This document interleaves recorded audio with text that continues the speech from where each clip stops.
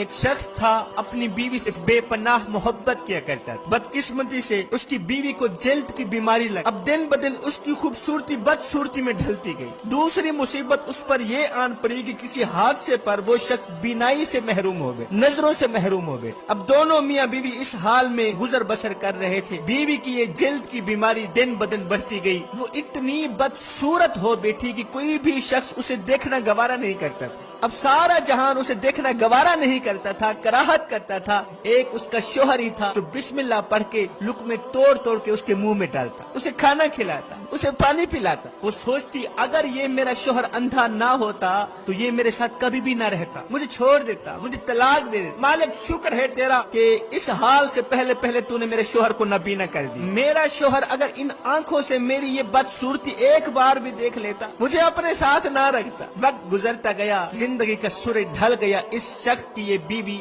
فوت ہو گئی، اس کا انتقال ہو گیا۔ اس کی جدائی میں، اس کے صدمے میں شوہر نے اپنا سب کچھ فروخت کر دیا، یہ شہر چھوڑ کر دوسرے شہر جانے کا فیصلہ کیا۔ جب دوسرے شہر جانے لگا تو کسی نے راستے میں آواز لگائی، او اندھے، او نابینے، اب تک تو تمہاری بیوی تمہاری آنکھیں بنی ہوئی تھی، وہی تمہیں پکڑ پکڑ کر چلاتی تھی، کھلاتی تھی، پلاتی تھی، اب کون تیری فکر کرے گا؟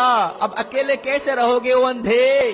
اس شخص نے کہا، او بھائی میں اندھا نہیں ہوں، میں اندھا بنا ہوا تھا۔ او مجھے اندھا سمجھنے والے، میں نابینا نہیں ہوں، الحمدللہ میری آنکھیں کام کر رہی ہیں، دیکھو میں نابینا نہیں ہوں، میں نابینا بنا ہوا تھا۔ کہا وہ کیسے؟ کہا میاں میں نابینا جان بوجھ کر ہی بن گیا تھا، وہ اس لیے کہ یہ احساس میری بیوی کے لیے بہت ہی تکلیف دہ ہوتا، بہت ہی تکلیف دہ ہوتا کہ میں اس کی بدصورتی کو دیکھ رہا ہوں۔ میری بیوی ڈرتی تھی کہ کہیں میرا شوہر میری بدصورتی کو نہ دیکھ، اگر اس نے میری اس بدصورتی کو دیکھ لی تو مجھے طلاق دے دے۔ اور میاں میں نے تو یہ جان بوجھ کر ڈرامہ رچایا ہوا تھا کہ میں اندھا ہوں، نابینا ہوں، بس یہ احساس میری بیوی کے لیے تکلیف دہ ہوتا کہ میں اس کی اس بدصورتی کو دیکھ رہا ہوں۔ یہ کہتے ہوئے وہ شخص چلا گیا، کچھ دن بعد وہ بھی فوت ہو گیا۔ جب اس کا انتقال ہوا تو خلقت اسے اللہ کا ولی کہہ کر پکار رہی تھی۔ اس کے مرنے کے بعد کسی نے خواب میں اسے دیکھا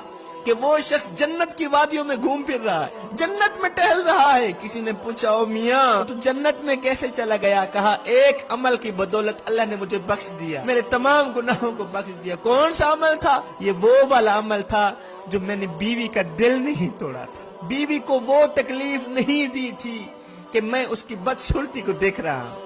بس یہی عمل میرے اللہ کو اتنا پسند آیا کہ اللہ تعالیٰ نے میرے صغیرہ کبیرہ تمام گناہوں کو